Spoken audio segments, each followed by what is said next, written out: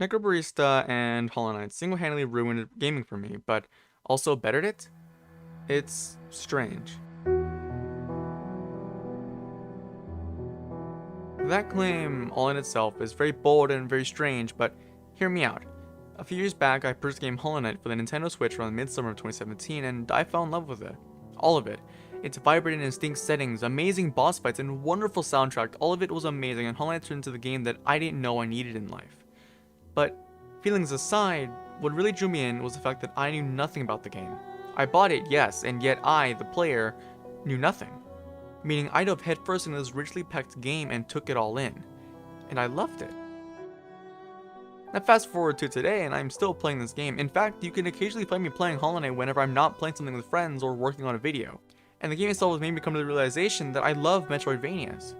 And to see if this was true, I ended up playing Super Metroid and Ori Will of the Wisp. And I have to say that even though I did enjoy both games, Hollow Knight still remained my favorite. But why was that? Why was a game that introduced me to this vast genre of media still coming out on top? Well, it's because it ruined gaming for me, but more so platformers. You see, even though I played Super Metroid and the second Ori game, I couldn't go through them and think, huh, so this is where Hollow Knight drew inspiration from, or, oh, this works like the charms in Hollow Knight, shouldn't be too hard to understand. Throughout my playthrough of both games, the presence of Hollow Knight still lingered, and now whenever I play a tough platformer game like Blue Fire, I'm constantly thinking of Hollow Knight. But let's move on to the other game that ruined another portion of gaming for me, Necrobarista. A charming, dark but colorful, visual novel game. But how does a visual novel game ruin gaming for me? Well, it's not because of its amazing soundtrack, or colorful characters, or hell, even the way it looks. It's because of its story. Or rather, the way the game chooses to tell you its story. You see one look at Necrobarista and its gameplay and you notice something.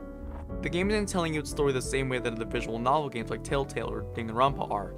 Instead of having face-to-face interactions between you and the other characters in the game opts to have more creative freedom and dynamic angles for its camera and viewpoints by not giving you a character. By not giving you a character to control or watch over at all times, the game is able to bounce between characters in order to explore them more freely. But that's always at the point and I'm getting off track. The reason Necrobarista ruined gaming for me was because of its camera, and the way it chose to use it.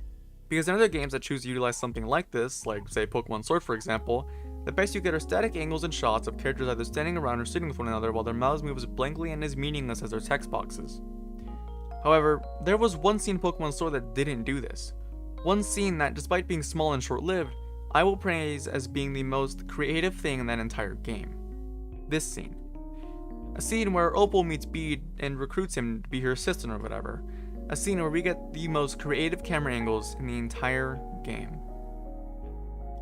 Now imagine this scene, this level of creativity, but for the entire game, or at least a good portion of it, for scenes that need this level of energy and movement.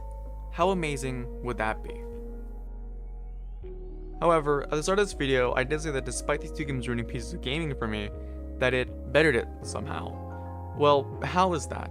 Well, to me it bettered it by raising the bar. By having me expect more and seek a better experience from my games, I, and I'm sure many other people, don't want to play a game that we just play to play games. Most of us play games for an experience, so is it so bad for me to ask for a better one from game developers? Overall, I know this video was just one giant rant, but I hope it's one you enjoyed. As always, you can find more of me over on Twitch, where I'm currently streaming right now as this video goes up, so feel free to stop by and say noodle or something. Anyways, I hope you enjoyed the video and I'll see you later.